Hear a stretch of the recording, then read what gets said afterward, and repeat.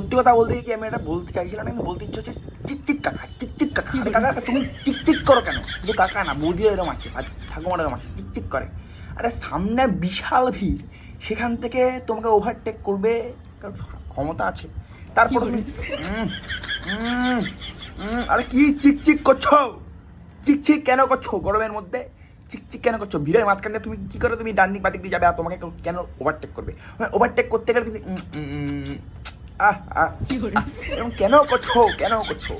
তোমার চিকচিক শুনে আমার ভেতর দিকে আগুন জ্বলছে, ফাগুন বেরিয়ে আসছে আগুন থেকে। তুমি একটা জিনিস বুঝতে পারছো না, একটা ছেলে একটা মেয়ে যাচ্ছে সামনে দিয়ে, তারা কাপেল, তারা যাবেই।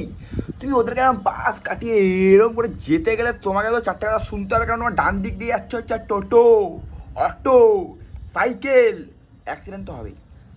আমি পাশ কাটিয়ে যাওয়ার জন্য তুমি এটা করবে, এটা সাইড দাও না, এটা সাইড দাও না। আরে মানে তোমার খিস্তি করবে, বয়স বলে তোমার ছেড়ে দিচ্ছে, বয়স্ক বলে চিকচিক কাকা। তুমি ট্রেনে উঠছো ভিড়ের মধ্যে, কি করে উঠবে কাকা? তুমি কি করে উঠবে? চিকচিক করলে হবে? মানে ভিড়ের মধ্যে ঢুকে একটা গন্ধ গা ভর্তি, মানে ঢুকেছে পক করে, ঢুকের মধ্যেই যেই বলেছি কাকা একটু সাইড দাও, বলছে আরে কি মোমো করছো?